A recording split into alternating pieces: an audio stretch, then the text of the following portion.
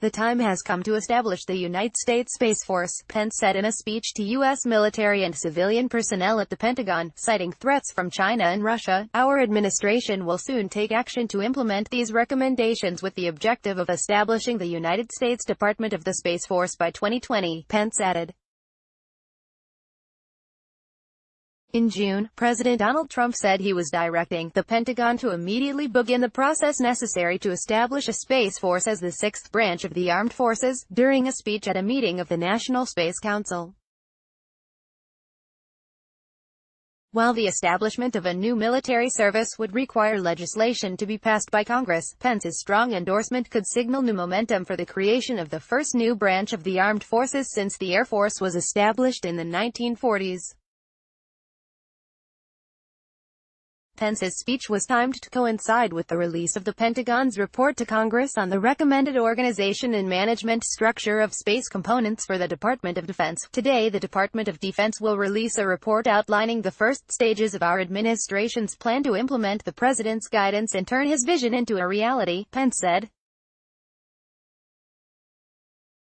He said that the report identifies concrete steps that our administration will take to lay the foundation for a new Department of the Space Force. The report calls for the creation of a new major unified combatant command called U.S. Space Command, which would be akin to the operational commands that oversee U.S. troops in the Middle East and the Indo-Pacific. Officials say that the new command will likely incorporate existing space-focused organizations such as the U.S. Air Force's Space Command, which oversees some 30,000 military and civilian personnel and which is headquartered at Peterson Air Force Base, Colorado. The vice chairman of the Joint Chiefs of Staff, Gen. Paul Selva, told reporters Thursday that there are approximately 18,000 U.S. military and civilian personnel in the Department of Defense who are involved in space operations, helping to oversee some 140 satellites. The report says the new command will improve and evolve space warfighting, focusing on doctrine, tactics, techniques and procedures, making it akin to Special Operations Command, which provides a similar function for U.S. Special Operations Forces such as U.S. Navy SEALs and Army Special Forces.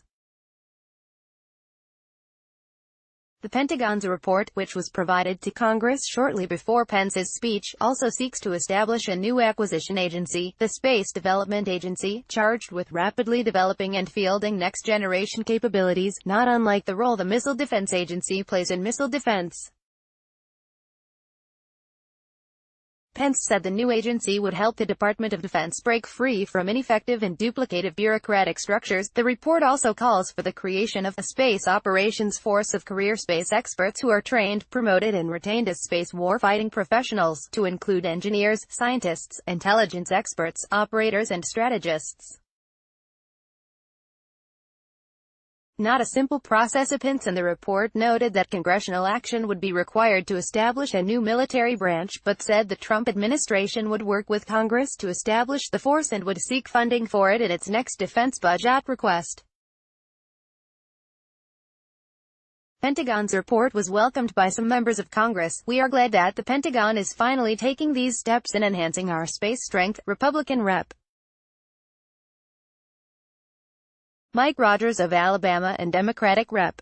Jim Cooper of Tennessee, the chairman and ranking member of the House Armed Services Subcommittee on Strategic Forces, said in a statement following the report's release, "This report is a step in a multi-year process that we think will result in a safer, stronger America," they said.